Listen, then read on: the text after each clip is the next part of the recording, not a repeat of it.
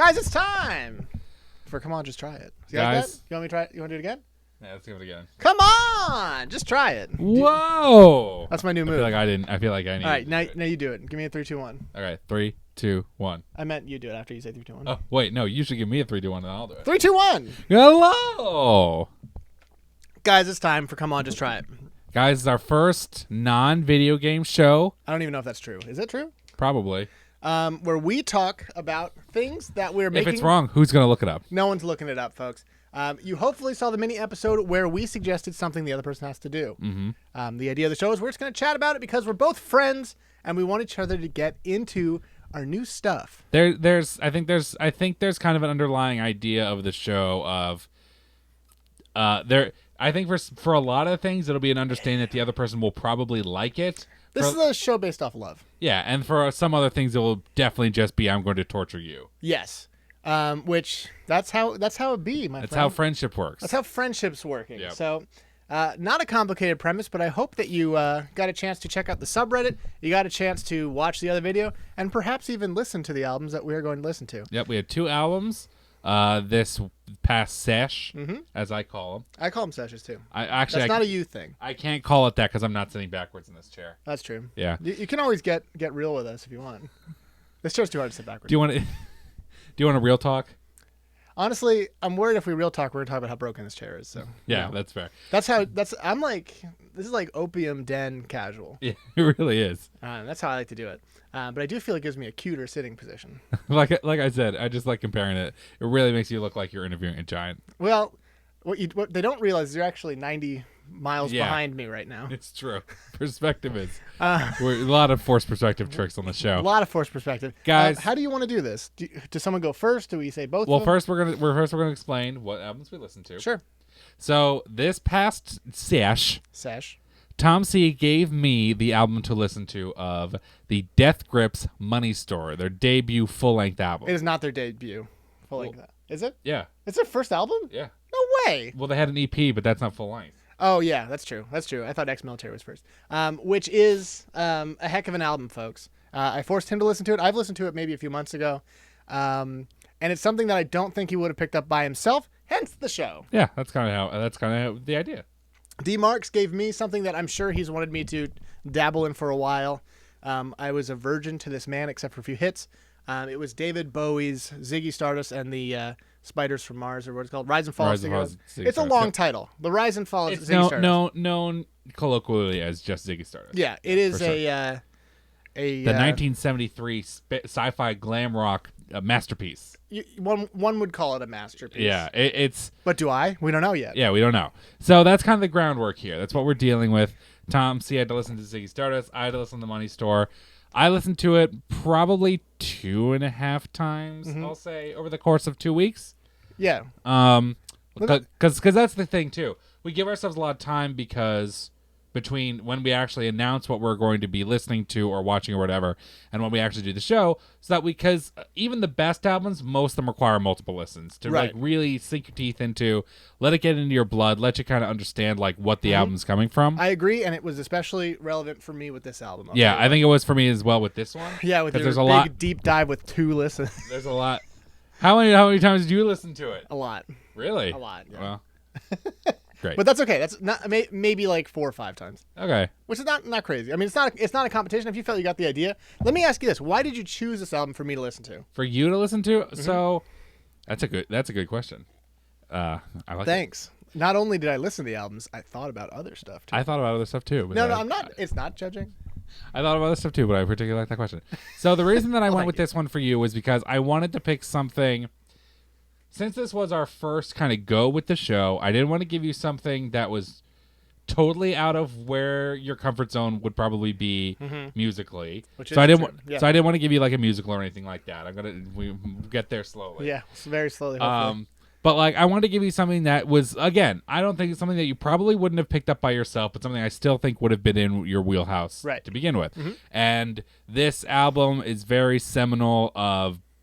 It's his breakout. It's Bowie's breakout album for sure. It's the one that really cements his kind of fame as a rock star after his first couple. Like this is I should have brought these up too. I did all this work. Yeah, Hunky Dory and Man Who Sold the World came before these, and they're pretty moderate hits. But Ziggy Stardust not only is not only a huge hit, but also he develops a Ziggy Stardust persona, which he carries for about five or 10 years, Right. Until he comes out with Then White Duke, which is a whole different. I have a really dumb question. Period. Does David Bowie play guitar on these albums? He does. Okay, thank you. So that's another thing too, and we'll go into a little bit more. If you ever needed to understand that David Bowie was a truly gifted musician, you only had to listen to this album, because I'll go into all the stuff Bowie fucking did on this one. Right, and I think I would appreciate that. Yeah. But on the contrast, I was doing some reading up on Money Store as well, and it also gives me an idea of MC Ride. Mm-hmm. He's the lead singer. Yeah, who's the lead singer, and he's also, I think, the producer. I'm not sure, but he and his working partner, they developed a lot of the backing tracks. Some of them are samples, as you would expect from hip hop, but some of them are also, a lot of them are from, they went around their day-to-day lives wearing body cameras and microphones. So a lot of the backing tracks and beats that are behind them are taken from that audio. Right. So it's very interesting from that perspective of like very experimental industrial hip hop, which I don't really have a lot of experience with. So if you want to know why I picked it for you, that's exactly the reason. Yeah. Because I can't think of anything that's even close to you and your wheelhouse with this kind of stuff. Yeah. You like some rap music, you like some industrial, like a little bit. You like kind of like almost dance trance-ish music a little bit, but this was definitely a deep dive into a certain direction. The thing that I think strikes me about Death Grips a lot is that it's the same thing I love about Van Halen. So it's a very dangerous band because you listen to any of the songs on that album, and it can go anywhere at any time, which is it's like they don't do things. It's very unpredictable. Very unpredictable, yeah. very dangerous album. It's a great album there. Who should go first? Who's going to talk first? Well, I think what I was imagining was we would kind of Tell me what you're go imagining. over like certain talking points, and Okay. we each would speak on those talking points. Like I wanted, let's talk about stuff that we liked about. First, I want to talk about stuff we liked about both the albums. Okay, let me go into a little bit of detail about my experience listening to this. Yeah, please. 'Cause I'm very, and also like the other person countering and supplying their own experience as well. Doing some kind of like conversation. Yeah, a little, you know. almost. So, almost. The first time I listened to this album, I did it in my car on a drive home from my parents' house, which I got most of it, and I got to like track 8 or 9 at that point. Yeah, it's pretty And deep. that was that's real ass listening, because you can't like be distracted when you're doing that. That's where I listened to Money Store a lot too. Was mostly in my car. Yeah, because you got a good time to do it. So I will say that immediately I hated the album I knew you were gonna hate it at the start. because what's it? 5 Years. I do not like it one bit. There's no redeeming quality of that song. Second song, Soul Love. I still hate it to this day. Every other track I like a lot, but those two tracks do not do anything for me. But I first heard 5 Years, I'm like, I don't know where this is going, because I knew it was a thematic album. With a lot of, it was like a concept album. It's thematic is more appropriate than concept, Yeah. because it's very loose concept. But for those of you who don't know or don't know any of the background, basically the album Ziggy Stardust is about, it kind of tells the story of an Earth that's dying, It has and 5 years to 5 years before it dies the for whatever, song. and then this extraterrestrial rock star named Ziggy Stardust, who's very androgynous, very bisexual, kind of owing to David Bowie and his like lifestyle, comes to Earth and actually saves the planet and is like the speaker of like this alien race or whatever, and he becomes this big celebrity. But then with all celebrities, there's kind of that downfall of like he gets torn down. So he's a very kind of a messianic figure as well, kind of like the way that Jesus was betrayed. Ziggy Stardust also goes through this period where like people turn their backs on him, and he goes through this like kind of just like very morbid period. Right, and the first song, 5 Years, is very, very, very much like here's the theme, whereas the other songs kind of get a little bit looser with it, which is fine. I mean it's thematic, right? Well, here's the thing. I really like 5 Years. I think to go from 5 years to Soul Love to Moon Age Daydream is very interesting. My problem is Moon Age Daydream is so much better than the first two songs. Oh yeah, Moon Age Daydream is a fucking awesome song. We're gonna spend 5 minutes talking about Moon Age Daydream just by itself. It's a great song. Soul Love is a dumb song that I feel like is a joke, almost a novelty song. Well, okay, so It fits in the album, but I don't like it. No, and that's fair. And Thank you. But I will say, I think it's to the. I always respect. It's the reason why I will always like the Beatles more than the Rolling Stones is that I always respect musicians who aren't afraid to constantly change, aren't afraid to constantly evolve, and just the emotions between those 3 songs, 5 Years, Soul, Love, and Ziggy, and Moon Age Daydream, they're so different emotions, and you do feel them. Yeah. Even if you don't necessarily like them, I think to get them as well as he does in those albums, I think that's very impressive. Right. So here, like I said, I listened to it on a car trip, and eventually it started picking up. I started getting into it. And then when I got home, I listened to it on repeat, just in the background a lot. It took me a little bit. The first time I was like, all right, I see why you would like it, whatever, blah, blah, blah. But then I started getting these little hooks that were stuck in my head, and I was like thinking about them, and I was like, yeah, that's a pretty good chorus or whatever. And then I'd go back to one song, and then I would go back to another song, and I was like, you know what? There's a lot of good songs on this album, and I know it might sound almost sacrilegious. It's not something that I need to listen to in order, to like get. I think every song except for the first 2 are like classics that I do not have to listen to in a thematic order. Yeah, I think that's totally fine. I think like they are good by themselves and together. I think listening in order just to kind of understand what the concept is, but then after that, like it's not like listening to. I'm trying to think of it's it's not like listening to Jesus Christ Superstar. No, which like is a musical but also a concept album. It's right. You will get into that later. Yeah, but like it's not like listening to that where it's like you listen to one song, it's about Judas betraying Jesus, then you listen to the other song, it's about them going into Jerusalem, and you're just like, oh, we're jumping around here. With this, yeah, they're standalone rock hits for sure, but also fit into this larger narrative. Right. I'm not going to blow my whole load about it. Yeah. But the other 2 things I will say is 1, now that I know he plays guitars on it, like a little bit better. 2, I wish he had way less piano in this. There's piano in all these songs for no reason. He just loves playing that piano, and you hear it, and it adds nothing except for a piano. It's like totally not mixed well, in my opinion. I don't care for the piano. That's fair. If you just think about it next time you listen to it. If I got rid of the piano, would this be any better, any worse? Okay. I think it would be better because the piano does nothing. Anyway, that's my basic overview here. Tell me a little bit about your first experiences. Yeah, I want to bring up a track listing to look at here right. because I want to talk about a couple different songs on here. I actually have one up here if you can read it. I'm probably not. Nope. So I will say right off the bat, I did like this. I liked it for how different it was. I liked it for it really was nothing like I'd ever listened to before. Right. So I appreciate you saying number 1, first thing I always appreciate, and first thing you know about me, especially when it comes to hip hop, I don't feel that MC Ride was ever phoning these in. No, he is 100% genuine. Yeah. It's a complaint I have about a lot of rappers today, especially once they make it really big, like certain really big names. Anthony Fantano claims that he says he's basically playing a character through this, which I agree, but the performance. I was about to say, even if he is playing a character, that character seems very genuine, as opposed to just being like, a goofy kind of. Right. It's not like Stephen Colbert playing the Stephen Colbert character. That's like supposed to be comedic. Right. That's why I might ask you, how into depth with the lyrics did you get on this album? Because there's a lot of words. In some of them more than others. Okay. Some of the ones that I found very interesting, I went into a little more of the lyrics, like Hackers especially. Hackers is a good song. Hackers is my favorite song on this album. Okay. Just right off the bat, Hackers is the final track. It's my favorite song. It's a good song. It's the one I listen to the most. If I had to compare it to anything, it's the song that would most be in a Hotline Miami game, I feel. Absolutely. And that really brings it up in my book. Right. Which I respect. Yeah, but it's just like, can you play a little of that? Just like hop in the middle a little bit. Okay.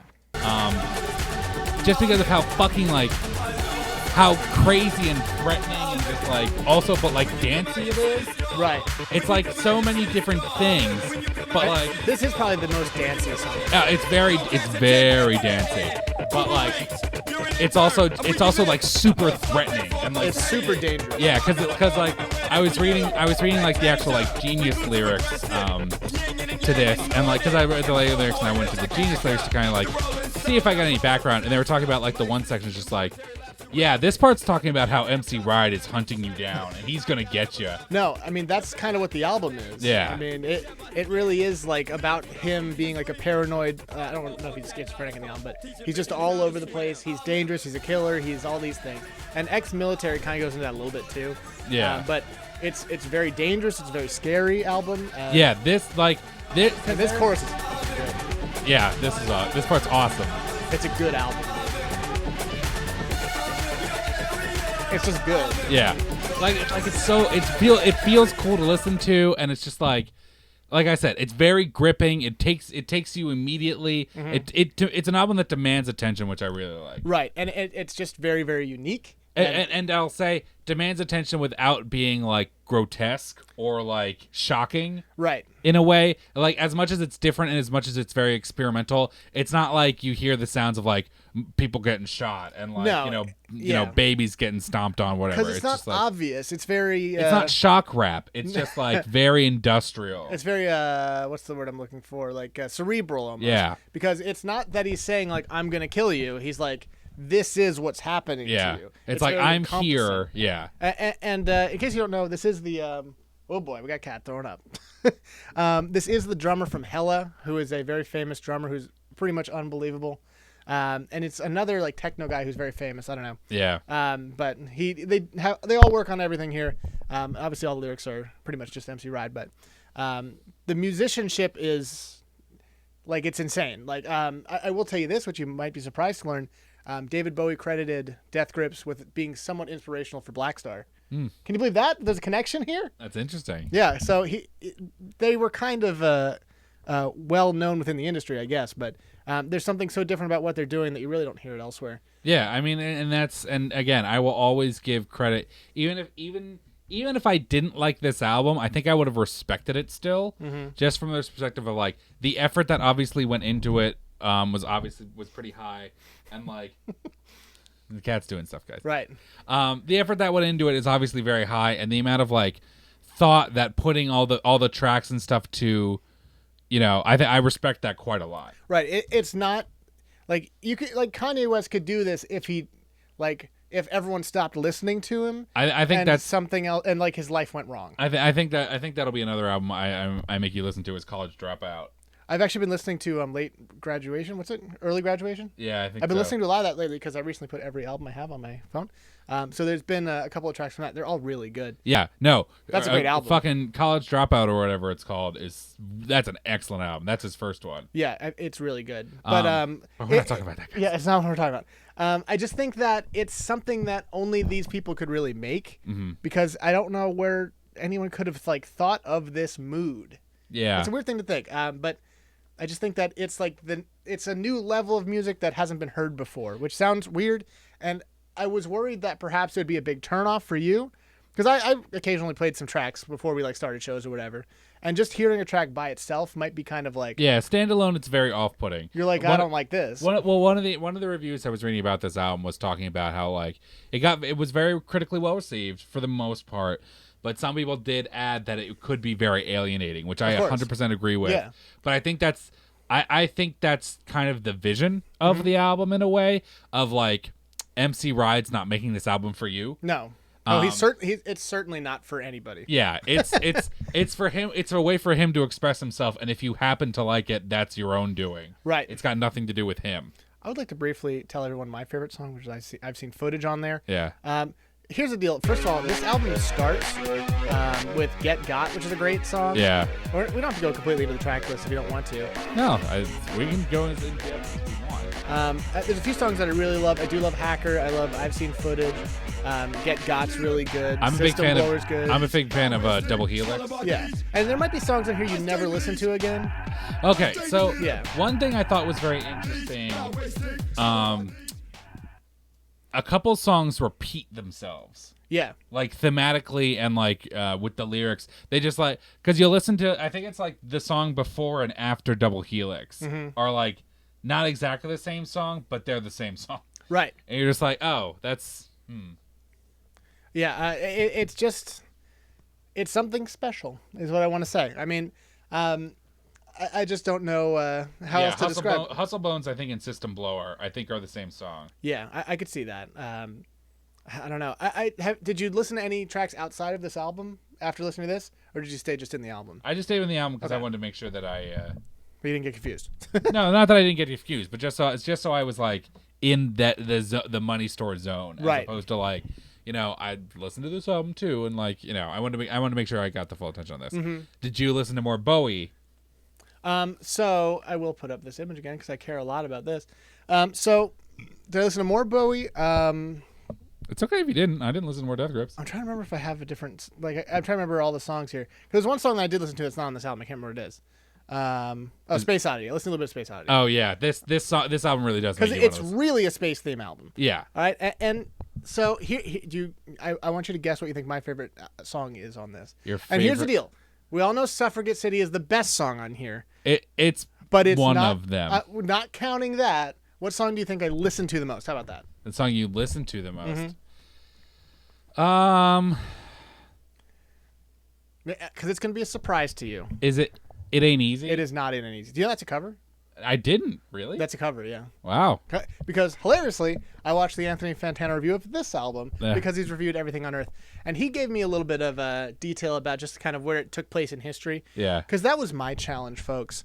Because when I first listened to it, I just was like, You wanted context, which I wanted appreciate. context because to me, we're so far ahead of this that Yeah. like I'm sure it was mind blowing. It's hard. Yeah, it's hard to imagine a time where this was really groundbreaking. Right, and it was what, the 70s, early 70s. This is 73, recorded Yeah. in 72. So for that, I mean, you have other bands out. I mean, I think you have the Beatles, right? Yeah, They already did Beatles their are thing. over by now. You have the Rolling Stones out then. I mean, you have a lot of great bands, but this really is something else because, I mean, there's a lot of punk themes, which I appreciate. Obviously, glam, which didn't exist then. Yeah, this is definitely one of the first real successful glam albums. Right. It really brings glam into its own as a Yeah. different style of rock. And he has to be bizarre without being, like, putting off to anybody, so he can get kind of in-depth without really being, like, weird about it in a way that is exciting and attractive to normal people at this time.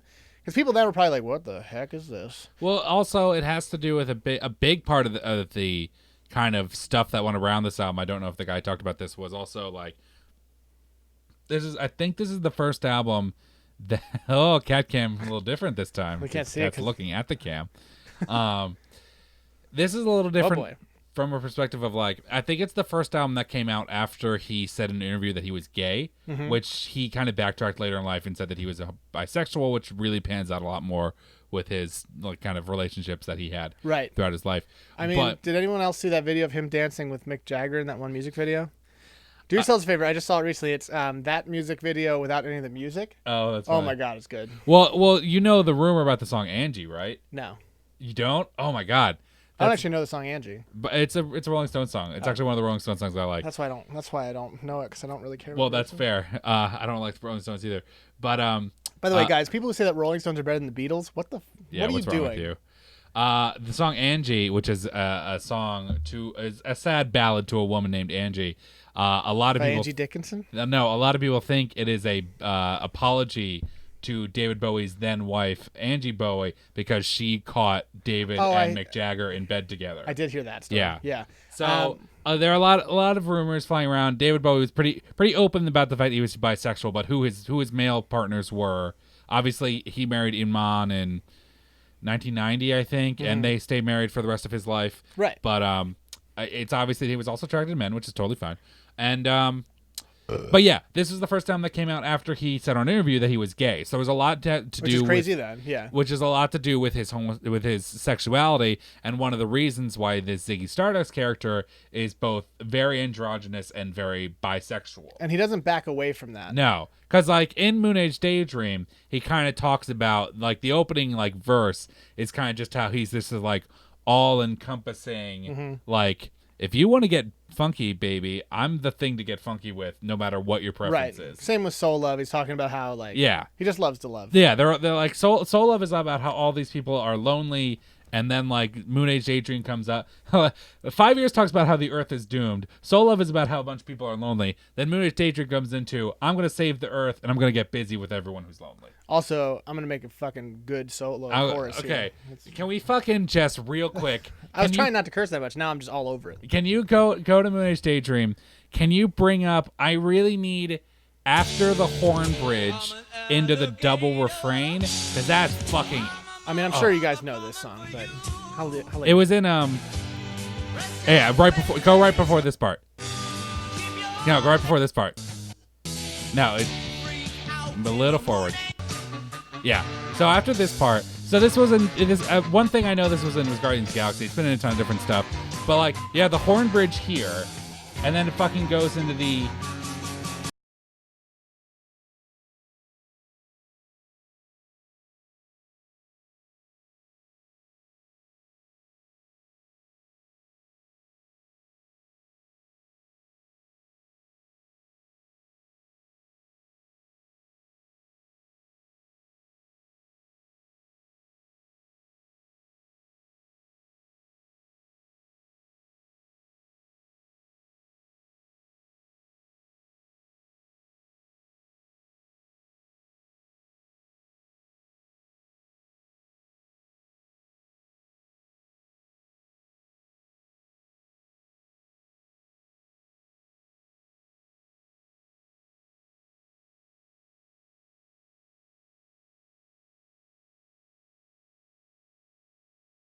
I can listen to that part of this song. It's a good song. Over and over and over.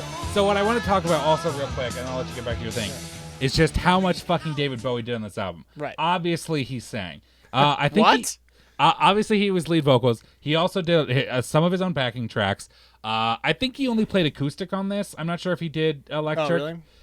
But he played a lot of guitar. But also he did all the string arrangements. Really? He arranged all the orchestra. Did he play all of them at the same time? Yeah, all of them at the same time. Wow. No, but he arranged like that, and like it sounds so good there, and it's like sculpted in such a perfect way. Oh yeah, it's there's technically it's great. I mean, there's nothing to hate about that. And that's what I'm saying. Like this song just by itself should let you know how good of a fucking musician David Bowie was. Sometimes there are outliers there, and you're like, I don't know, maybe Moon Age Daydream's the only good song on this.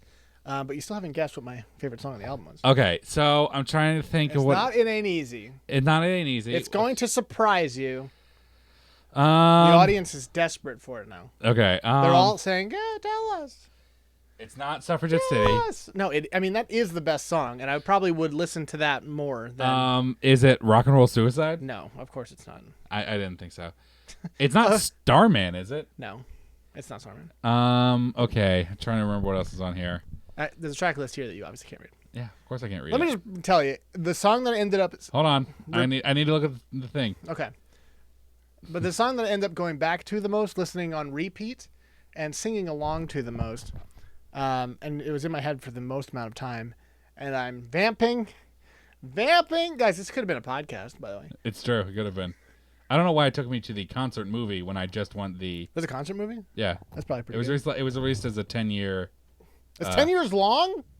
No, I don't have time for that. It was released as a. They relaced it. It was released as a 10-year anniversary thing to the. In '83 when it hit 10 years, they released it as a. Yeah. Okay, here we go. The problem is you're just gonna guess. You could just guess every single song on the album. It's true, but I need to. There we go. Track listing. I found it. Here we go. I don't think you're gonna guess it. Is it Lady Stardust? It is Lady Stardust. Ben over said Starman. Good call, but no, it's Lady Stardust. Let me play just a little Lady bit. Stardust is a good song. So it's it's a cool song, but then when you get to that chorus, it's just a good chorus. Yeah. I feel like it gives you a good. And this is sorry. No, it reminds me of like Van Morrison a little What bit. I was gonna say was it reminds me a lot of the band. Like a lot of the band. Yeah, like Leave on Helm, like the guys who did The Wait. For those at home who don't know who the band are. Yeah, no, yeah, for sure it reminds me of that. Yeah. I mean, this feels like a really grounded song. Yeah. It feels like a very honest song. And again, it's one of those things. It's like this is the same album with Moon Age Daydream in 5 years. Like, he's doing so much different stuff with this album. Yeah, and it's just great songwriting. I mean, it gets in your head, and you just there's no, like that could have been on any album anywhere, but it's perfect on this. Yeah. That song actually, Anthony Fantano believes it was written by the guy from T-Rex, who had really long hair and was long black hair. He would look like that kind of, and was a band that he liked back then. Huh. I couldn't find you. Yeah, thanks for images of Tyrannosaurus. Great job. I mean, that's what you were looking for, right? Yeah, I guess. You were looking for an image of T-Rex. Yeah, this guy. Okay. But anyway. This slash smoking motherfucker. Yeah. So I just ended up repeating that song a lot. And so the first time I listened to it, I was really in depth. And then I started listening to it in the background. And that's the one that I kept singing along to. And every time I heard it, I was like, I'm excited this song's on. Yeah. That Suffragette City, obviously, is still the best song. The ballads, I get them. They belong to me, but I'm not that kind of person. That's fair. But some of them, even then, like I can get into some of the ones that I wouldn't normally like. I will say I'm not a huge fan of Soul Love either. Soul Love's a bad song. Yeah, yeah. You get the idea. You don't need to listen to it a million times. Mm-hmm. Here's the funny part about this playlist. If I keep pressing next, it always goes back to Soul Love a million times because it hates me. The song's great. On to yourself. If I go to shuffle, here we go. A little punky for you. Punky Brewster. This reminds me of Sheer Heart Attack. Yeah. That's definitely it's definitely like the Queen style of punk. By the way, we keep talking about Suffragette City. I mean, this was on Guitar Hero, I think. Yeah, I know Moon Age Daydream was actually on the first Rock Band, and I wasn't a huge fan of it because I wasn't a big Bowie fan at the time. Right. This is basically a punk song to get rid of the piano again. This chorus is ridiculous. Yeah. And one thing I was reading about this song is to talk about how it's kind of Bowie signifying that even though he's bisexual, he prefers women. Really? Yeah.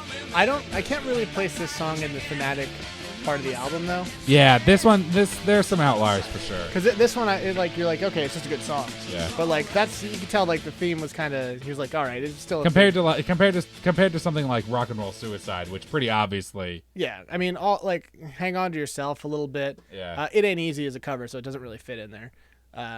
Lady Stardust makes sense. Star obviously makes sense.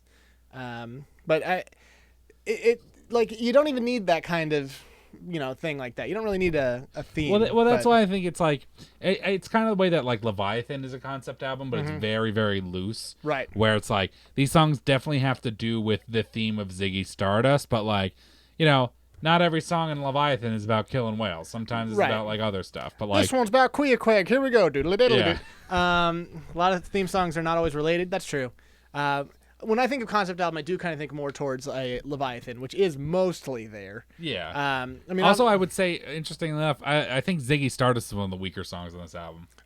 you know why I don't like it? I'll pop that on real quick. Too much piano. No, this was on Guitar Hero. This was definitely on Guitar Hero. I think it was Guitar Hero 2. And it's a song that I hated to play, so that hurts right there. Yeah. Also, it reminds me of Shooting Star, that one song from Rock Band that you loved and I hated. I can see how you're getting that. Because the theme is exactly the same.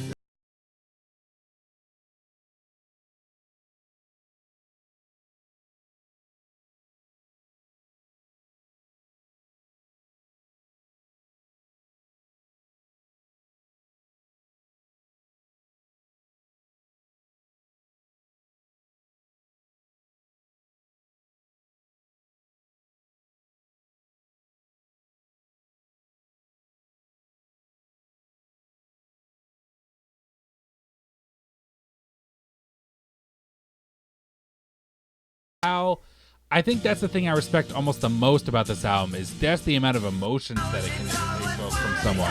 Because you go between 5 years Soul Love, Moon Age Daydream and this song, it's a roller coaster of like sadness and like loneliness to like this kind of like really kind of sexual energy that comes out. And then this, like, how fucking hopeful and like glorious is this riff of just like, especially in the end when he's doing the like la la laws along with it. It's just like so happy. I'm like, This I like this part here. Yeah. It's very hippie song, which is okay. I mean, that again, this wouldn't be one of my favorites, but I did listen to this a few times too on repeat. Yeah. There's not a song in here that I like wouldn't, if someone played it, I wouldn't be like, come on, man. Like even if Soul of Honor, I'd be like, all right, fine. It might encourage you to know that I did download it and put it on my iPhone immediately, which I no longer have an iPhone. But it's now in my listening rotation, which I was going to actually ask a question later, but I'll ask it to you right now. Do you think this is something you would come back to, the album I gave you? Yeah, I think so. I think because I know I'm coming back to this. I think there's definitely going to be a time and a place when I need like this kind of just like raw, angry energy. If you knew about this album when you were living by yourself in Philly, Oh yeah, absolutely, you'd be listening to that. Oh yeah, well this definitely would go along with my fucking back when I was like really working out a lot and like really doing a lot of lifting. I like this would be right up there with fucking Varangian Way, which was like my huge workout album. Right, and that guys, perfect workout album because it's exactly 45 minutes long and is a really good intro and a really good outro for warm ups and cool downs. Honestly, it'd be a great workout album if you're only working out your shredding muscles. For shredding up the human bodies. Yeah, if you're getting your workout by swinging baseball bats into people's heads.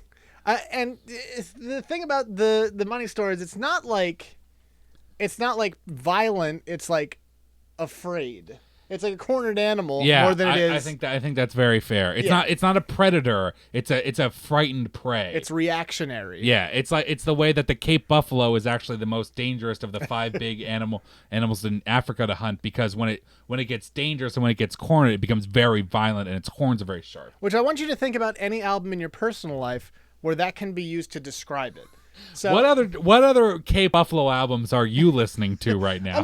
I mean that though. No, like, you're thinking about like David Bowie Starman. You're like, all right, that's a rock band album. Ziggy Stardust. This is a rock album. Great. Yeah. And this is a cornered animal album. Like, this is a new level of thing. It's a new emotion. I mean, that's something I think that is interesting that they can make you feel that.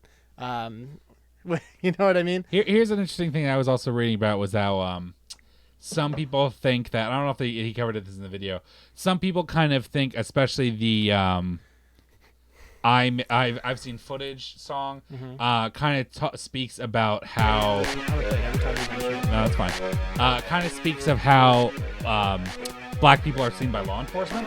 It is. Yeah, because it's talking about like especially the whole album and like especially Hackers as well of like being perceived as dangerous and being perceived as a criminal already, even though like obviously you're just this guy doing whatever, but like I've seen footage like obviously because after the Ferguson shooting and everything like that, the big push was made for police to wear body cams, and then that didn't really change things because just last week some fucking guy was fucking shot in his backyard. Listen, we're trying to keep this cell phone. We're trying to keep this evergreen. This is actually made in 2019. This is true. But like I'm just saying, like it was this big push for body cameras, and then the body cameras didn't change shit. Right, because now you just watch them get shot. Yeah. So it's kind of talking about like how I've seen footage for like Well, that's the lyrics. Yeah. Yeah. So it's about how he's saying that he stays noided. Right there, meaning that he stays paranoid, he stays aware, because, like, in his mind, that is the reality. He is always being hunted by people. Like, it's like almost a thematic album because it is this character, so to speak, of this guy who's being like attacked by cops. In his mind, hunted. Yeah, and it's just well done.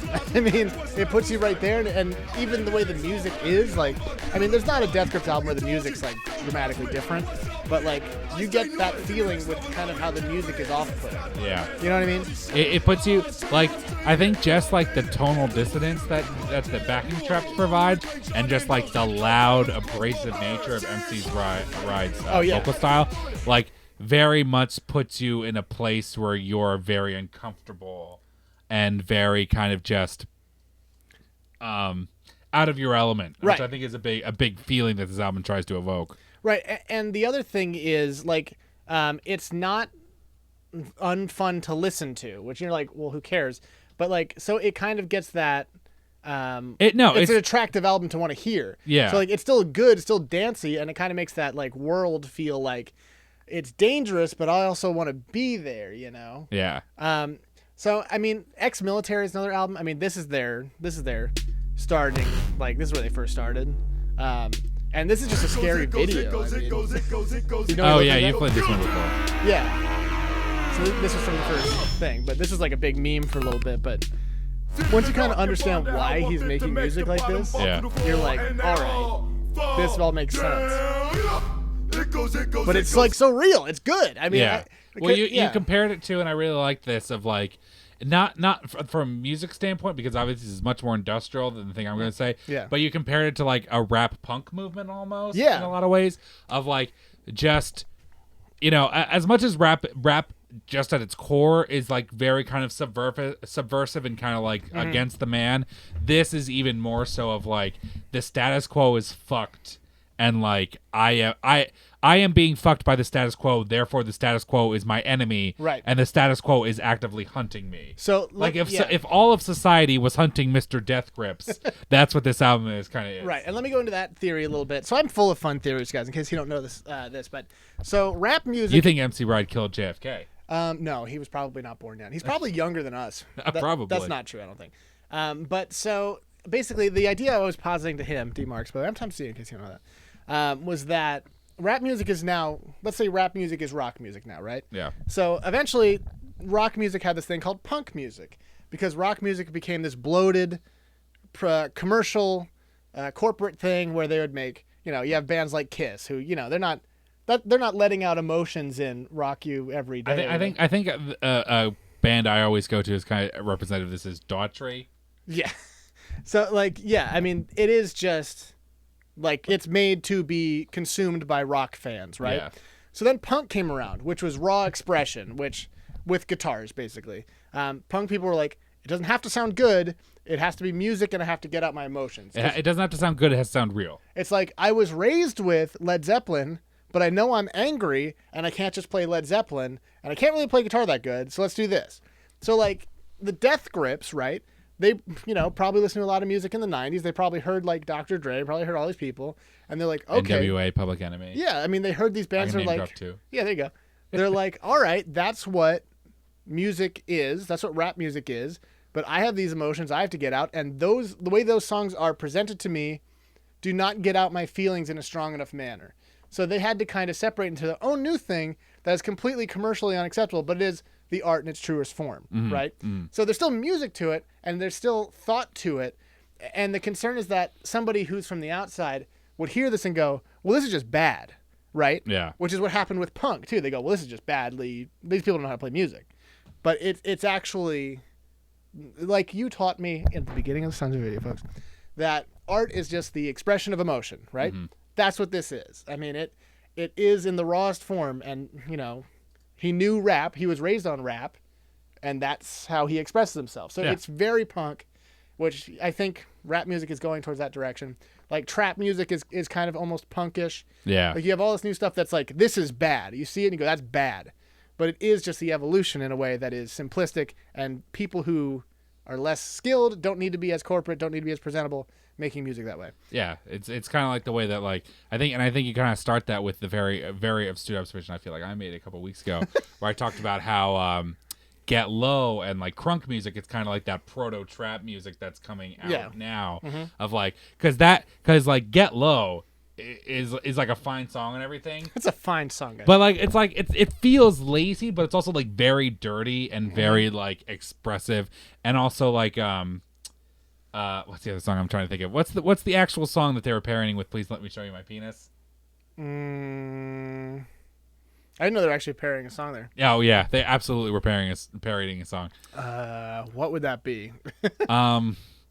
Oh, it's Let Me Show You My Dick. Of course it's Let Me Show You My Dick. Is that a real song? Yeah, Let Me Show You My Dick.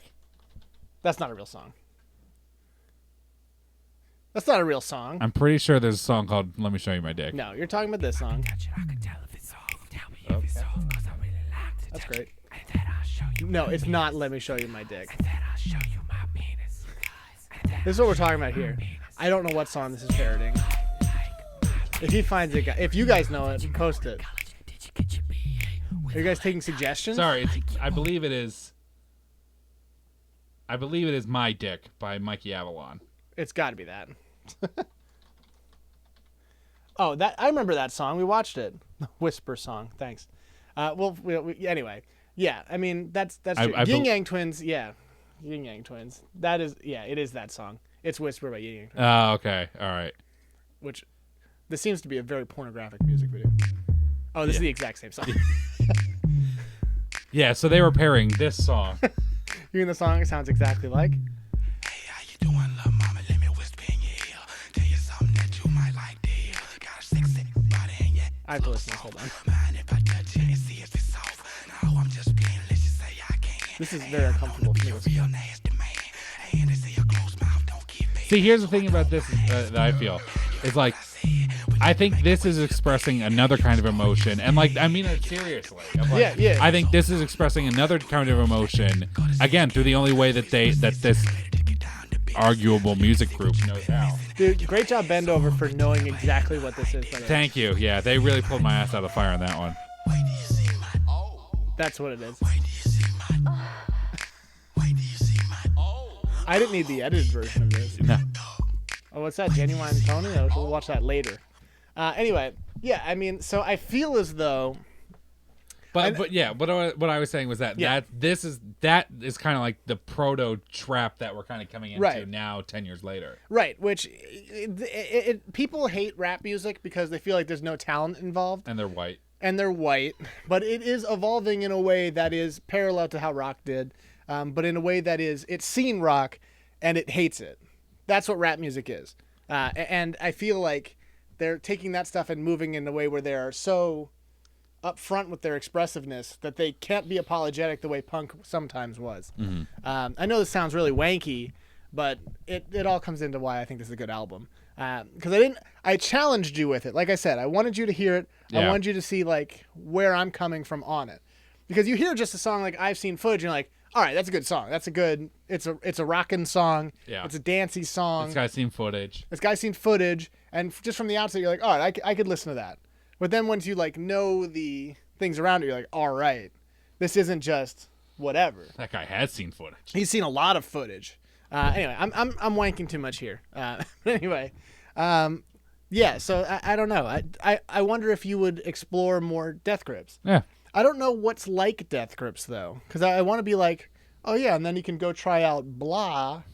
But I mean, there's nothing that's really like that. Yeah, I mean, and that's to very much to, Death Grips credit. It's like, it's striving hard to make your own sound in this world. It's very in the world of music is very difficult, but also having it not be shit. Right. Is also even harder.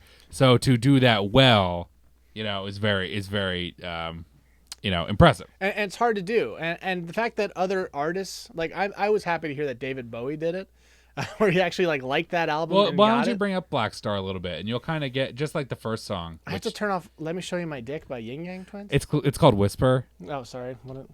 No, it's actually called Wait, the Whisper song. Sorry. Oh. By the way, in case you didn't know, David Bowie is dead. Yeah, he's dead. Yeah, it's the first one. That's the actual song. Yeah, this is the actual. This is Black Star. This is the opening album. You go into it a little bit, and you'll get it a little more. Not this part. Oh yeah, that you didn't see it on the thing, guys, but in this video he alludes to the death of his Major Tom character. Dude, this is way Death Gripsy. Oh yeah, well there's because he does first of all that always is kind of secretly terrifying.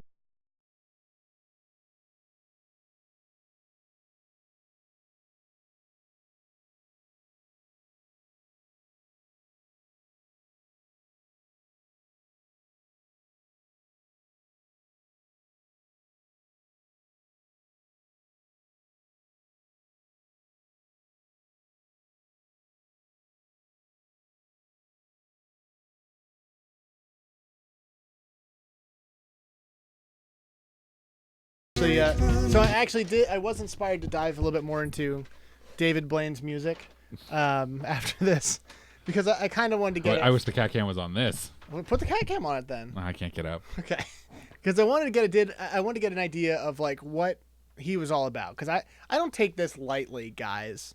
I wanted to think why you might like David Bowie. I mean, it's obvious why you would like him, but I just wanted to kind of see his whole trajectory here.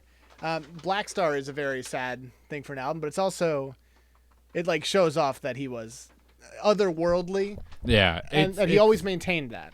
And I think that in the time period Ziggy Stardust was made, I think he was otherworldly then too. Well, because especially David Bowie's always been interesting to me from the perspective of he honestly owes a lot of his success to the space race and the moon landing. Bizarrely, yeah. Because Space Oddity became a huge hit after people landed on the moon because it people were so hungry for space stuff. Maybe the moon landing owes a lot of from him Interesting, because he predicted it. after the moon landing, it became a big song. So David Bowie's always had this kind of space feel, and like I said, he's brought back Major Tom. Obviously, Major Tom's in that song.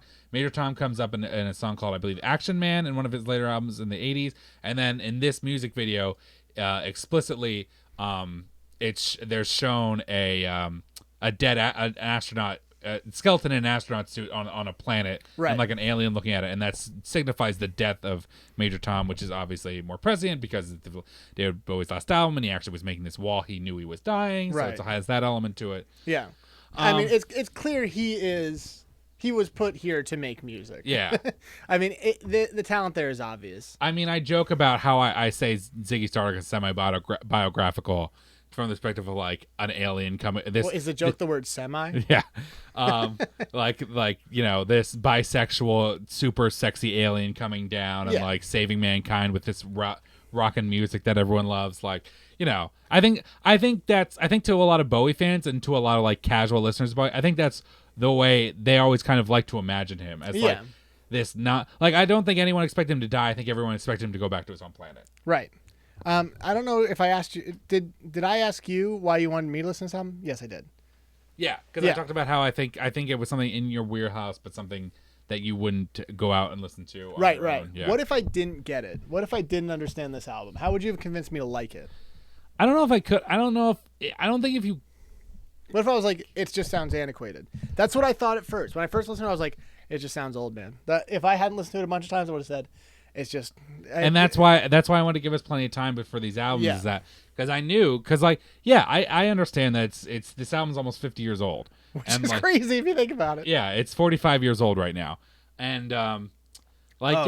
not everything holds up after 45 years. And is it a little bit dated? A little. Oh, bit. Absolutely. Yeah. This isn't like Beatles songs, which are arguably pretty timeless. Which are arguably a little bit worse than Rolling Stones songs. Yeah. Get real.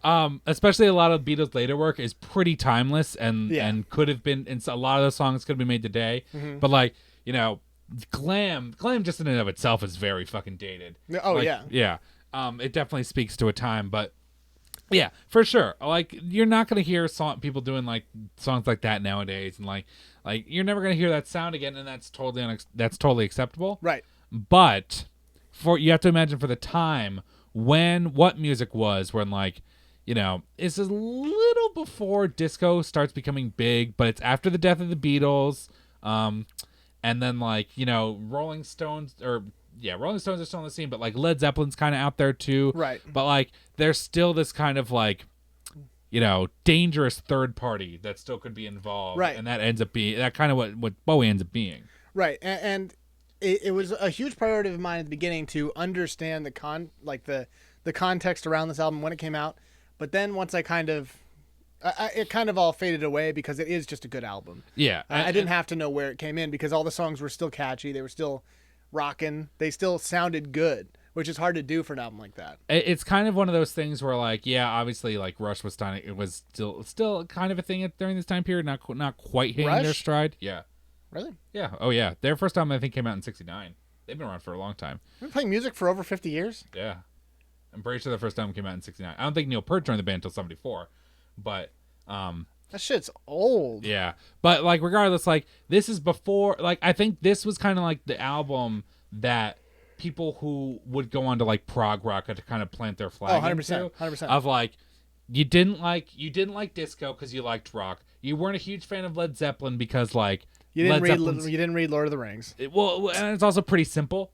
You want something when you want to sink your teeth in something a little more, right? Compared to Led Zeppelin, that's what happens with Yes and Rush and bands like that, where it's very complex. I think that's the void that this filled at that time. You want to listen to Led Zeppelin, but you like jazz too much. Yeah, exactly. Right, and that's fine. I mean, that it just does feel a little bit more arty, which I normally don't like things that are arty for art's sake. But you can't say that David Bowie does know how to write a good rock song. Yeah. These songs are fun to listen to. They're arty, but in a way where I can still, the common man myself can still get into, do an air guitar, right? Yeah, and again, if you compare, which is hard to do. And again, a reason why I love Bowie and a reason why I think Death Grips is interesting. I always love musicians who are always constantly evolving, kind of trying new things. So if you compare this album to later stuff like Changes, Fame, Young Americans. Same guy wrote all those fucking songs, just like changing with the times, changing his persona, changing what messages he wants to convey. Right.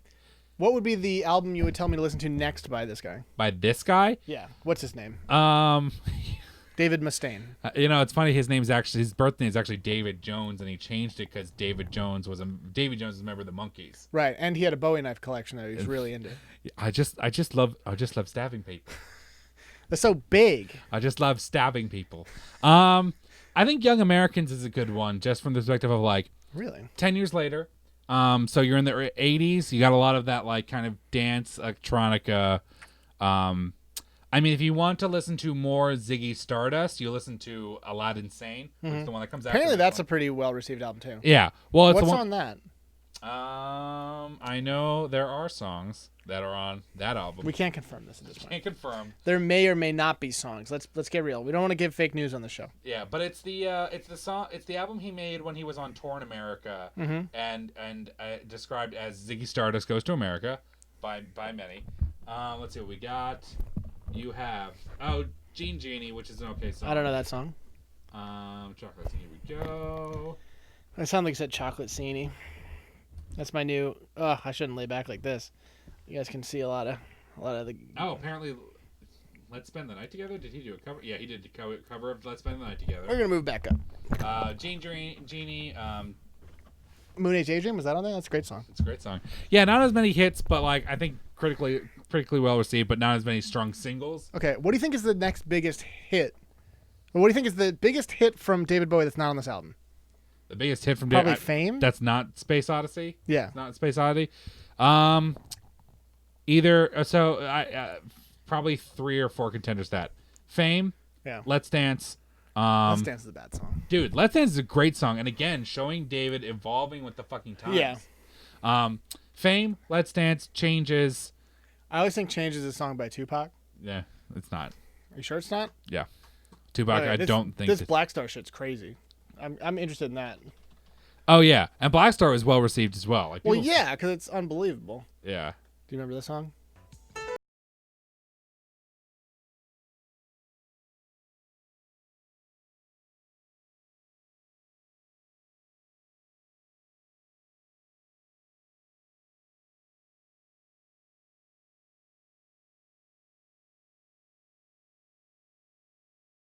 Like I was born in an elevator. I mean, oh my god, this fucking piano. Can we all agree the piano is bullshit? You know, I asked a lot of my music friends what the if you're gonna be what's the most impressive instrument to get really well done. Everyone says piano. Well, yeah, I just it's because it just has the most buttons on it. Well, no, I think also getting a complex sound is very difficult. God, I love this song. It's a great song.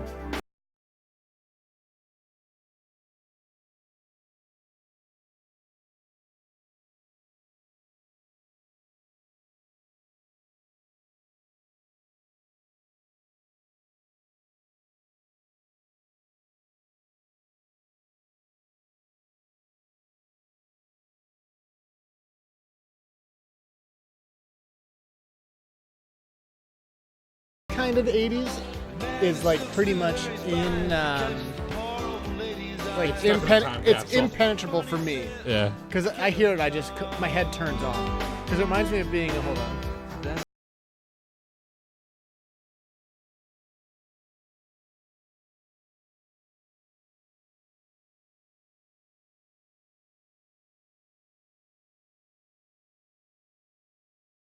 Off. You have to get through the supermarket. You don't realize you can't just take the cookies, and that's all it is. And it doesn't put me in a good place. It doesn't make me happy. It just makes me go, okay, this music was made. This is 1986. 3 years before the greatest person was born, and only 2 years before someone else was born. Tom Chopstick C. And I get it. Oh, interesting. Yeah. It's a song. It's a song about the civil rights movement. That's just the way it is. Really? Yeah. Maybe that's why Changes is the song that they used. That makes sense, but it's talking about kind of this is a fucking great song. Systematic racism, and that's just the people saying that's just the way it is. It's a fucking good song. It's a really good song. I love this song. I don't care who knows it. Yeah, I would be curious. Have you thought about what you might want the next one to be? Yes. Because we have to do a mini episode, because I don't know what I want you to do yet. Okay. All right. I can give you some time, but I know. I'm going to make you listen to AC/DC's Back in Black. Boy, it's going to be tough. No, I think you're going to find this next one to be a little harder, but it's... I know. I gave you a tough one right off the bat, dude. Yeah. I was like, this is the shit. You deep end me for sure. Because I could have, like I said on the mini episode, I could have given you Baroness Red album. I want you to listen to that. Because it's a fucking good album. And you'll be like, yup, it's great. There won't be there's nothing deep about it. Yeah. There's nothing you're going to be like, well, it turns out Baroness is fucking, they're, reinventing. You'd be like, it's fucking rocks. Whatever. I really like that one song where it rocks. Do you remember that part where it rocks? Remember, it goes like, that's great. Anyway, how'd you like fucking Little Shop of Horrors, the fucking cover by Glee? I'll be like, fuck, man. No, I wouldn't. The First fuck? of all, actually, I like Little Shop of Horrors, but that's not the point. Little Shop of Horrors is okay. No, the point is, I know. Cat shouldn't have coffee. No, not after surgery, especially. Happy Easter, friend zone. Yeah, I already know what album I'm going to pick for you. Is it Jesus Christ Superstar? Not Jesus Christ Superstar. It's probably going to be one of these weeks. Or months. It will be, because Jesus Christ Superstar is fucking great. Yeah, I want to hear how people receive this show. I know we're going for a little bit of time here. I mean, this is probably... I'm also curious if anyone has any comments. I haven't been really able to read the chat. I'm curious if anyone has any comments about the album, the points that we didn't bring up that they'd like to say. Somebody asked if we were taking recommendations. What I would like you to do on the subreddit, guys, if you can post Sonsofvidya or reddit.com/Sonsofvidya, whatever. Go look there and post things that you want us to try out. I mean, I'm open to that idea. And things you want other sons to try. You can create a dialogue with yourselves. Yeah, have but fun don't make with a show about it. That's what we're doing. Don't make a fucking show about it. Fuck you. This is our channel, idiot. Come on. This is our idea. Yeah, I mean, okay, so now we come to the best part of the show is which album is the better album total? Is it the one I said or the one you said? Did anyone in the audience listen to the goddamn albums? The answer is no. Actually, no. Bendover listened to a little bit. Yeah. Which I'm very proud of. Bendover, if you're still watching, which one is inarguably the better album? I think we can all agree that everyone should listen to Act 2 by the Protomen. Yeah, I'm on that already. Way ahead of you there, smart guy. Yeah. Honestly, if I was challenging the audience, I would say you should listen to the Protomen, because most people probably haven't. Yeah. And the Protomen are unbelievably good. And listen to the I think if you really want to challenge yourself, you guys should listen to Caius. Caius. Even I don't know if Caius stands up anymore. Basically, just listen to what's the album you like? Welcome to Sky Valley. And that's it. Welcome to Sky Valley holds up, I think. If you want to just have butt rock, the first other albums. But you're right. Welcome to Sky Valley. Is Writhe the first one? Writhe, yeah. Yeah. It's Sons of Caius, technically. Blues for Red Sun is a good album. And the Circus Leaf sounds alright too. I like Circus Leaf Town more than Blues for Red Sun. Yeah. Personally. It's a good rockin' band. But their early stuff is just butt rock, though. I like Death Grips more, but I really dug David Bowie. Wow, Bendover. Nice. What kind of what did you like about Death Grips? I know I'm putting you on the spot here.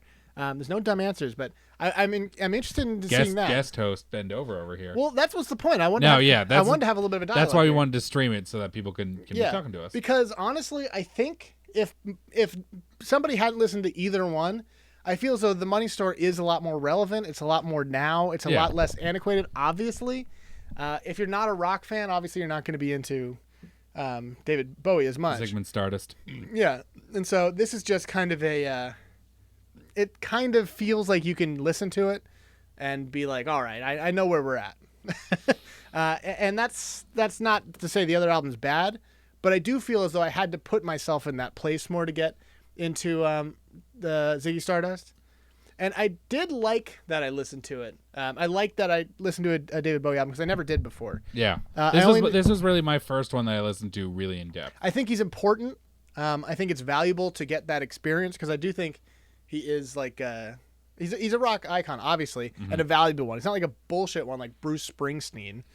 If you recommend I listen to fucking Bruce Springsteen or Billy Joel, you're off the show. Bruce Springsteen is the working man's rocker. Yeah, I don't give a shit about this Blue-Eyed Soul stuff. That's not Bruce Springsteen. It's not? No, Bruce Springsteen is Heartland rock.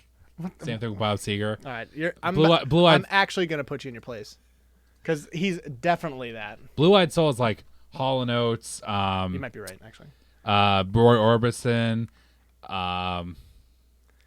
Bruce Springsteen is absolutely not normally classified as blue-eyed soul. He is known as the boss. He is Heartland rock. Fuck me, yeah, man. absolutely. That's Heartland rock. Okay, who is considered fucking blue-eyed soul? Blue-eyed soul. Hall & Oates. Holland Oates. Holland Oates. Holland Oates. Like I said, Roy Orbison. Dude, I'm sure I did mean that. I'm sure that this was. You know this because you were probably on Wikipedia one day just going through this shit. Oh, I love blue-eyed soul. I think it's great. Man, blue-eyed soul, man. I don't know. Motown sax, really? Oh, this would be like Neil Diamond. Yeah. You're like, nope. Some of Neil Diamond's. Yeah, actually, I think Neil Diamond's appropriate. But Because like, it's saying it uses a little bit of R&B and Motown stuff there. yeah, it's heavily influenced with that. But I really, I think the most. Oh yeah, I'm way off on this. I think the most exemplary of this is Hall & Oates. Hall & Oates is like classic blue-eyed soul. Hall & Oates right there. Yeah. Out of Touch is a great song. Phil Collins, really? Some of his stuff. Culture yeah. Club. Rick Astley, yeah. Style Council, Speak Like a Child. I don't even know that song. Eurythmics, Missionary Man. What? Steve Wonder would Roll With It. Is that the song I think it is? Let's just make sure we know this. It's not the song that you think it is. I don't think. Guys, we're going down a couple different branches here in the show, and I like it. That's our classic. This is exactly the song I was thinking it is. This is a fucking great song. Oh yeah, it's a great song. Okay, all right. Yeah, this would be your Peter Gabriel's and shit too. Peter, no, because you're gonna listen to some Peter Gabriel Really? at some point. Really? I don't know. I'm conflicted between a couple different albums I want you to listen to next. Next is the hard part. Yeah. 'Cause now that we got 'Cause I our don't fucking want you real to- I don't- wangers out of the way. Well, here's the thing. I don't want you also to like constantly load you down with like, you real know, real deepers. no, I don't want you to load you down with like constantly like British artists or like British invasion and stuff like that. So like I'm debating whether or not I want to like change to like Right. different nationality, different time period, things like that. I will tell you that I do want to hear a lot more of your like current stuff. Oh, I just started that part. Like, Dude, can you first of all can you go to Higher Give Me Love? Some Lovin'? Sure. Oh, you don't want Higher Lovin', the better song? No, Give Me Some Lovin' is a How about much better Valerie, song. the even better song? Do you know Valerie? You might also I've know it never as. We know it as Call on Me. Yeah. Now go to fucking What is this fucking the Conan O'Brien of music? go to fucking Give Me Some Lovin'. What's that you want? Give me some loving. Give me summer loving is what I always call it. Give me some lovin'. Finding mechanicals to drive mechanicals. Where's this fucking song? Just type in the thing. It's not on the side. Then you know it's not good. This sounds like a fucking song from FTL. Right now, yeah. What's the song? Give me some lovin'. Yeah. Okay, so fucking Spencer Davis Group. yeah. This is Here's early. your live version. No, go to the original one because you need to listen to these fucking vocals. It's the top one, dude. Why do you not just go to the top This one? is Spencer Davis Group. Yeah, he was in the Spencer Davis Group. That was his first band. So listen to the fucking vocals on this song. Like, just listen to how fucking crazy and awesome they are. First of all, I love the rock organ in this song. Rock organ is better than piano. Yeah, of course. I would have accepted rock organ on fucking Ziggy Stardust. But So you're no. gonna listen to fucking like Steve Winwood going fucking nuts on these vocals in about 2 seconds. I'm gonna blow your fucking mind right after that. I wonder if he's lip syncing this. I need to give you guys the ability to see my screen. Here we go.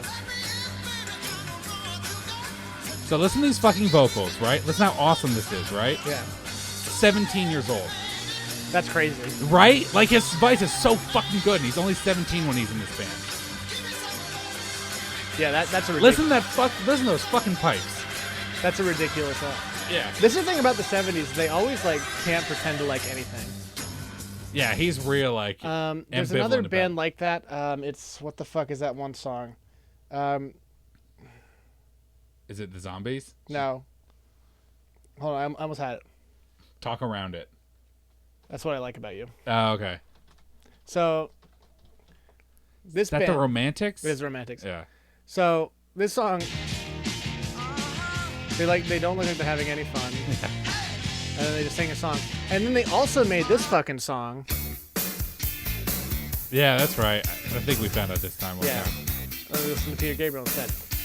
But anyway, someone actually said something.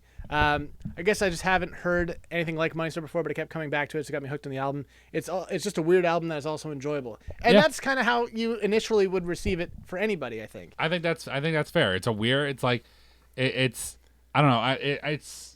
I'm trying to try. It's like eating something. It's like eating like. It's like eating, all right? No. But it's like.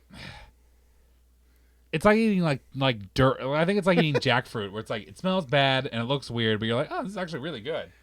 Right. It's just something that this is a hard song for me. This is too Princey. I wish you had a Prince album for me to listen to, because I want to be into Prince. You know? But anyway. Dude, here's the thing about this song too. Like so many David Bowie fans felt betrayed by this song because of how not rocky it is. That's what I was gonna say. Yeah. Actually, I do think I know. I do think I know what I'm gonna have to listen to next. And you're gonna love it, and it's gonna be fucking. We can great. do the mini episode after this if you want. Okay, I have to pick the exact right one. Guys at home, just enjoy this for a second. We don't care about copyright anymore, so just fucking.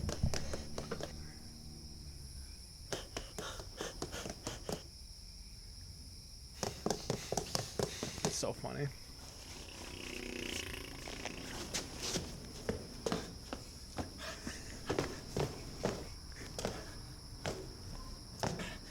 Calling out around the world, are you ready for a brand new beat? Summer's here and the time is right For dancing in the street, dance Chicago. On in New Orleans, in New York City. Anyway, that's just the idea. That's a really fucking. I actually watched this recently. So, this might be a little spoiler of what I might make you listen to. I might go on the dangerous theme. It certainly won't be this album. Have you ever listened to any Van Halen albums completely through? Not completely through. I listened to Mean Street. I was not going to give you fair warning, so don't worry about that. That's why I meant fair warning. Mean Street. Yeah, because it's not their best album. It is among their best albums. But you need to know how I feel about this fucking band. So that's a little spoiler for that. Is there any last thoughts about any of these things? Because the show doesn't have to be 3 hours long if I don't want it to be. No, I just I Do you feel like I did it justice? No, I think we both. Do you feel like I gave her? I feel as though you did. I wish you had listened to the thing. Like I honestly I completely forgot. It's okay. And it basically you did touch on the things that he was saying, and you read the reviews. Yeah. Because my biggest concern was that you both listened to Freddie Gibbs Pinata. I'll look it up. I think someone made us live to Freddie Gibbs Pinata before. I don't think so. No way. I think maybe they. I don't remember that. Deeper. We'll come to that in a second. But I think that my biggest concern was that you were going to immediately dismiss it, being like, I hear it. It's not. It's just like a mishmash. It's a cacophony. It's nothing. You like it because it's trendy, or you like it because it's hip, or whatever, or like it's overhyped. But you don't really absorb things like that. So what episode of Who Charted was this on? It was yeah. So I haven't listened to Who Charted in a while. I really should. Did you listen to the new podcast? There's one that's just. No, I haven't, but I have seen it. Yeah, it's really good. I mean, obviously it's good. Is this the song you're talking about? If this song sucks, you're dead to me. I'm gonna fast work, so I don't care about this. County, I'll be back soon. Sent a couple zeros. Money on my day pay. I like that bass in the background. I wish they made us listen to this before, 'cause it's not on the show. It's an album. Have a baby with a nigga, that's what they say. Did they say the N-word? Please say it ain't so. This is a dumb thing. Did they say the N-word at all in Death It Grip? ain't though. A class was coming over, that was so. strange though. Apparently really the remember, homework though. ain't all it came for. Maybe you stay. I'll give that a try sometime. That's not bad. That's not bad. Anyway, I just I can get rid of this now. Yeah, I was very worried about that, and basically, Anthony Fantano goes into why it is not just that. Yeah. In a way that is very approachable. He actually has a video that if you had enough free time, which I wouldn't ask of anyone, it's an hour and 26 minutes. How to get into Death Grips, because it is hard. I mean, if you're somebody who this is totally new for, you might be like, no, it just sounds bad. I'm never gonna reach this point. No. And it's hard. It is hard because you have to be like, all right, I'm in a position where I can absorb this. I'm in a position where I want to know why this is okay. And that's the problem with some music like this is I need to rob this liquor store, but I don't have any weapons. How am I going to get there? It has to be established by someone, which is a problem. I couldn't if I listened to that album and no one told me it was supposed to be good, I would have said it's bad. Right? Because I'm a fucking simpleton. Let's not. I think that phrasing is bad. Well, I don't know that good. Well, no, because like you initially. you said I if someone didn't tell me that this was good, it was bad. Okay, on my first listen, Yeah. if someone hadn't told me there's something there that I'm missing, I would have not listened to it again. How about that? Is that Okay. better? Because on your first listen, you're like, it's just a lot of sounds. I get it, but I always have a hard time kind of going for the deeper meaning and things like that. Yeah. And I feel like this is a good example of music that you can't really judge on face value, which is hard to do. And I had to do it for David Bowie too. Which is there any last words for Mr. David Bowie? No, other than like I said, this is not indicative of his entire career. This is indicative of just one period that he goes through. And, you know, there's David Bowie there's more David Bowie that sounds like this. There's more David Bowie that doesn't sound like this. And he's just always going through changes. And but yeah, I'm glad that you looked back, because I know one thing about you: you hate old stuff. I do hate old stuff. I would not have listened to this without you recommending it. Yeah. And when you first said it, I was like, all right, I know how this is gonna be. But yeah, so I'm glad you kind of put yourself in the mindset of like what it would be like to listen to this for the first time. I tried my hardest to have an open heart. Yeah. And I feel like I did do that, and I do feel like it's an instant classic for me. I get it, and I'm curious about his future stuff, and I don't know if I'm gonna say I'm a fan, but I at least liked this album enough to listen to it recreationally. Yeah. That's good. Yeah, I don't know if I have to drag it out anymore. No. I think 2 hours is good enough. Yeah, I mean, we're a little bit less. A little less. Yeah. But folks, if there's something you want us to watch or listen to, go to the subreddit, go to our Facebook, go somewhere and say, hey, try this album out. You might like it. I know that you might be like, who cares about the Sonsofvidya's opinion on music? That's wrong. Don't ever say that again. First of all, that was the wrong thing. That's the premise of the show. You gotta care. That hurts us personally. What is that about? Why don't you care? Why don't you be more constructive with your criticism? I don't watch the Sonsofvidya for music opinions. Why do you watch it? Answer that question first to yourself, and then come back to me. Come on. What do you watch it for our stunning video game playing? Huh? What are you doing? You watch it for our exciting requests for bit donations? Is that what you watch it for? I don't know. Just enjoy this. Enjoy your friends talking. This would have made a great podcast if somebody said that. But guess what? I'm not buying another podcast service. So expect a mini episode soon, and then we'll do another for the laughs and claps. Well, this should still deliver it. Maybe was this too serious? I think this had some laughs and claps.